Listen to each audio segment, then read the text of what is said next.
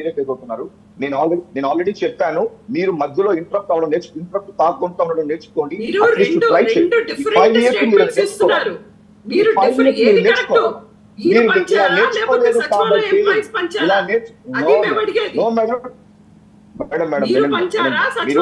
ఏంటంటే ఇంతసేపు ప్యానల్లో ఎవరన్నా మాట్లాడితే ఇంటరప్ట్ అయ్యారా ఏంటి? మాట్లాడితే మనకి ఏదైనా తమ్నేల్ ద్వారా మనం ఏమైనా హైలైట్ అవుదాం అనుకుంటున్నారా?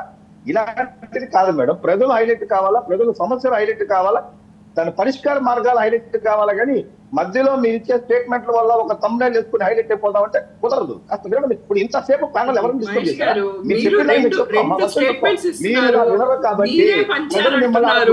మీరే పంచారు అంటున్నారు, మళ్ళీ సచివాలయ ఎంప్లాయీస్ పంచారు అంటున్నారు. మీరు పంచారు అంటే మేము అప్రిషియేట్ చేస్తాం. ఒక పొలిటికల్ లీడర్ గా మీరు పంచడానికి ఎటువంటి హక్కు లేదని మేము భావిస్తున్నాం. ఎందుకంటే గవర్నమెంట్ సచివాలయ ఎంప్లాయీస్ కి మేము ఆ బాధ్యత ఇచ్చామని చెప్పింది. అర్థం కాదు, ఎక్కడ సచివాలయ ఎంప్లాయీస్ కి పంచమని చెప్పామని చెప్పింది. నిన్న ఇన్వాల్వ్ అయ్యి నిన్న స్టేట్ కాల్ అన్ని లీడర్స్ కూడా వాళ్ళ స్థానికంగా ఉన్నటువంటి వాళ్ళ పరిధిలో వార్డుల్లో పంచాయతీల్లో వాళ్ళు పాల్గొనమన్నారు.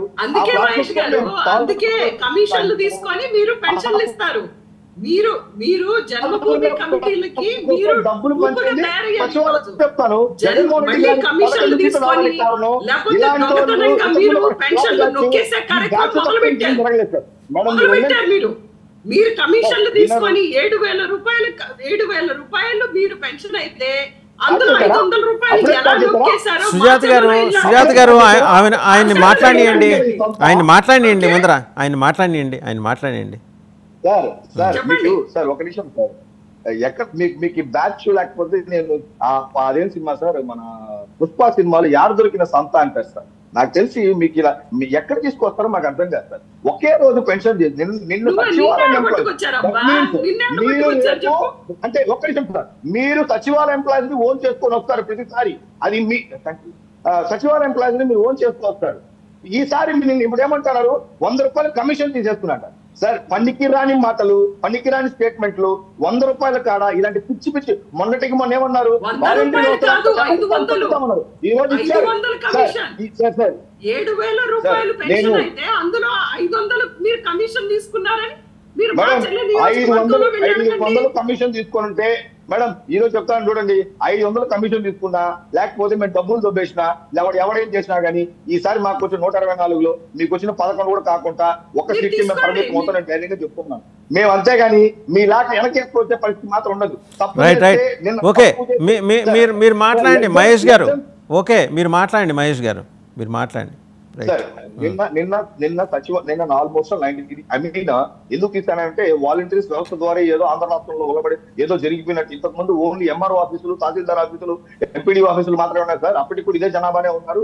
ఆల్మోస్ట్ ఆల్ సాల్వ్ అయింది. ఓకే, మీరు ఒక సిస్టమ్ ని క్రియేట్ చేశారు, వాలంటీర్ వ్యవస్థను సచివాలయం చేశారు, దాన్ని బెస్ట్ గా ఇప్పుడు వాడుకుంటున్నారు. నిన్న ఆ విధంగా వాడిన ప్రాసెస్ లో ఆల్మోస్ట్ ఆల్ పెన్షన్స్ అంతా కూడా బెస్ట్ గా డిస్ట్రిబ్యూట్ అయింది. సో ఆ ప్రాసెస్ లో సక్సెస్ అయింది.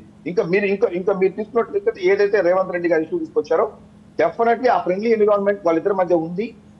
ఈ తెలుగు రాష్ట్రాల మధ్య ఇది ప్రాబ్లమ్స్ ఏదైతే ఉన్నాయో ఇది సాల్వ్ అయ్యడానికి కూడా సెంట్రల్ కూడా కొంత సపోర్ట్ అనేది చేస్తుంది. ఆ విధంగా సాల్వ్ చేసుకోవచ్చు. ఇంకా జనసేన అధినేత పవన్ కళ్యాణ్ గారు రోలు డెఫినెట్ గా ఇందులో కీ రోల్ ప్లే చేస్తారు సార్. ఇది ఏదన్నా కానీ ఒక డిస్కషన్స్ లో, ఒక డిబేట్స్ తో ప్రాబ్లమ్ సాల్వ్ చేసుకోవచ్చు అనే ఉద్దేశంతో సార్. ఒక యుఎన్ఓ కానీ, ఒక యునెస్కో కానీ, ఒక WHO కానీ ఇలాంటివన్నీ ఎందుకు ఉంటుందంటే డెఫినెట్ గా పెద్ద పెద్ద దేశాల మధ్య ఉన్నటువంటి ఇబ్బందులు కూడా ఆ డిస్కషన్స్ లో, డిబేట్స్ లో సాల్వ్ చేసుకుంటాడు. బట్ అన్ఫార్చునేట్ గత 10 సంవత్సరాలుగా ఆంధ్ర రాష్ట్రంలో తెలుగు రాష్ట్రాల మధ్య మాట్లాడుకునే వాతావరణం కూడా లేదు. నిజానికి నేనైతే ఏమనుకున్నానంటే 19 to 24 ఎందుకంటే బాగా కోరుకున్నారు కేసీఆర్ గారు, జగన్మోహన్ రెడ్డి గారు ఆంధ్ర రాష్ట్రం రావాలని చెప్పి. ఈవెన్ మొన్న కూడా కోరుకున్నారు. ఆల్ ఓవర్ దేశంలో అందరూ కూడా ఇక్కడ రాదంటే కూడా కేసీఆర్ గారు మాత్రం ఒక అడుగు ముందుకేసి అక్కడ మళ్ళీ జగన్ గెలుస్తారు, మళ్ళీ నాకున్న రిపోర్ట్ ప్రకారం జగనే గెలుస్తున్నారు. బట్ అంత ఫ్రెండ్లీ ఎన్విరాన్మెంట్ ఉన్నా కానీ అక్కడ ఒక ఇష్యూ కూడా సాల్వ్ చేసుకునే పరిస్థితి. ఓకే, అది గట్టిగా మాట్లాడితే సెంట్రల్ ఏం చేస్తుందని అని మాట్లాడుతూ నేనైతే ఇంకా అలాంటి మాట్లాడాను సార్. ఎందుకంటే 14 to 19 వరకు ఓటుకు నోటు కేసు అని 5 సంవత్సరాలు చంద్రబాబు నాయుడు గురించి మాట్లాడతా 19 to 24 జగన్మోహన్ రెడ్డి గారు అని చెప్పి ఇది కాదు సార్. ఇప్పుడు థింగ్స్ మారింది. మేము వచ్చి అదే రూల్స్ మారాలా, రూలింగ్ మారాలా అన్న పాయింట్ ఆఫ్ వ్యూలో ఈ రోజు చూసినట్టయితే ఎవ్రీ మినిస్టర్ కూడా చాలా స్పోర్టివ్ గా చాలా ముందుకు వెళ్తున్నారు. నిన్న కూడా ఒక మంత్రి వైపు ఎవరో ఒక ట్రాఫిక్ సిగ్నల్ కాడ ఎక్కడో ఒక అధికారిని ప్రోటోకాల్ వెహికల్ అని చెప్పినప్పుడు ఇమ్మీడియట్ గా చంద్రబాబు నాయుడు గారి నోటీస్ వచ్చిన తర్వాత అలా మాట్లాడడం కరెక్ట్ కాదు, ఇంకొకసారి ఇలాంటి రిపీట్ అయితే అన్నారు. సో ఎక్కడికెక్కడికి ఖండించడం జరుగుతుంది. లేకపోతే జనసేన వాళ్ళు ఖండించేస్తారు, లేకపోతే బీజేపీ వాళ్ళు ఖండించేస్తారు. సో ఎలా అయిపోయిందంటే మా వాళ్ళు ఒక నిమిషం ఆగండి, ఆయన కంప్లీట్ చేయండి. ఇప్పుడు నేను చెప్తున్నాను, ఒక కాంపిటీషన్ ఎన్విరాన్మెంట్ క్రియేట్ అయింది. If something went wrong from Janasena, TDP వాళ్ళు రెడీగా ఉన్నారు పాయింట్అవుట్ చేయడానికి. If something went wrong from TDP, Janasena వాళ్ళు రెడీగా ఉన్నారు. ఇది ఎలా అయిపోయిందంటే ప్రతి ఒక్కరు కరెక్ట్ గా ఉండాల్సిన పరిస్థితి తీసుకొచ్చేసింది. ఇప్పుడు మీరు చూసినట్టయితే చంద్రబాబు నాయుడు గారు మారారని చెప్తారు. మారితే మనుషులు ఎప్పుడో ఒకసారి అలా ఉన్నామని చెప్పి జీవితకాలం అలాగే ఉండాలి అని చెప్పి తిరిగి మళ్ళా మారితే లేదు మీరు అలాగే ఉన్నారు కదా, మీరు ఎలా మారుతారని చెప్పడానికి లేదు సార్. సంబడి చేంజ్ అయితే మనం యాక్సెప్ట్ చేయాలి. సుజాత గారు క్విక్ గా ఒకటి మహేష్ గారు, నిన్న మీరు మొదలు పెట్టినటువంటి కలెక్షన్స్ ఏవైతే ఉన్నాయో అవన్నీ పేపర్లలో వస్తూనే ఉన్నాయి. మీరు పెన్షన్లలో మీరు ఏ రకంగా కలెక్షన్స్ తీసుకున్నారు, అదే విధంగా అనంతపురంలో 7 లక్షల రూపాయలు ఎవరో దొంగతనం చేశారంటండి. పెన్షన్ ఇవ్వమని డబ్బులు ఇస్తే అక్కడ ఉన్నటువంటి వైసీపీ కార్యకర్తకి 7 లక్షల రూపాయలు ఇస్తే అవి ఎవరో దొంగతనం చేశారని చెప్పి చెప్తున్నాడు ఆయన. వీళ్ళు వృద్ధులకి వికలాంగులకి ఇవ్వవలసినటువంటి డబ్బులు మొదటి రోజే ఏ రకంగా పక్కదారి పడ్డాయి అనేది చూసాం ఇవాళ. ఈరోజు పవన్ కళ్యాణ్ గారు పంచాయతీరాజ్ మంత్రిగా ఉండి ఒకటి నన్ను మాట్లాడేవాడి ఒక్క నిమిషం మహేష్ ఆగండి. ఆయన మాట్లాడినంత సేపు నేను మాట్లాడలేదు కదండి. ఒకటి పంచాయతీరాజ్ గా ఉన్నటువంటి పవన్ కళ్యాణ్ గారు డయేరియా వచ్చి చిన్నపిల్లలు ఇవాళ హాస్పిటల్స్ లో ఉంటున్నారండి. మరి ఈయన ఏం చేస్తున్నారు? ఈ రోజు పూజలు చేసుకుంటూ కూర్చుంటున్నాడు ఆయన.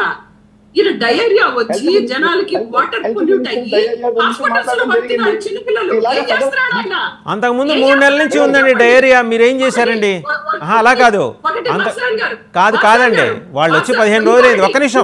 ఒక్క నిమిషం వాళ్ళు వచ్చి 15 రోజులైంది. అంతకుముందు 3-4 నెలల నుంచి ఉన్నారు. మీరేం చేస్తున్నారండి? 3-4 నెలల నుంచి మీ గవర్నెన్స్ ఉంది, మీరేం చేస్తున్నారు? నేను మళ్ళీ చెప్తున్నా రాష్ట్ర వైద్య ఆరోగ్య శాఖ మంత్రిగా ఆవిడ విడుదల రజనీ గారు ఉన్న సమయంలో గుంటూరులో విజయవాడలో డయేరియా ప్రబలింది. ఏం చేశారు? 15 రోజులైందండి వాళ్ళు వచ్చి. Give them some breathing space. కొంచెం న్యాయంగా మాట్లాడండి. కొంచెం సరే డయేరియా బ్రీతింగ్ స్పేస్ ఇద్దాం సార్. మీరు అన్నట్లుగా డయేరియాకే బ్రీతింగ్ స్పేస్ ఇద్దాం. జనాలు పోతే పోనివ్వండి, ఎందుకంటే బ్యాక్టీరియాకి తెలియదు కదా పవన్ కళ్యాణ్ అనేటువంటి పంచాయతీరాజ్ మినిస్టర్ వచ్చాడని చెప్పి. హోమ్ మినిస్టర్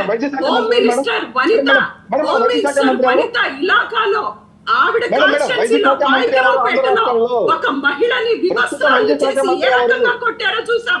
దానికి జనసేన లీడర్ అయినటువంటి పవన్ కళ్యాణ్ ఇంతవరకు స్పందించలేదు.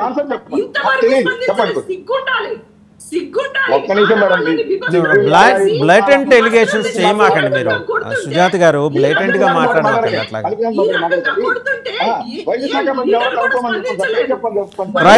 రైట్ ఆగండి. ఒకసారి లక్ష్మణ్ గారి దగ్గరికి వెళ్దాం. ఉప్పల్ లక్ష్మణ్ గారి దగ్గరికి వెళ్దాం.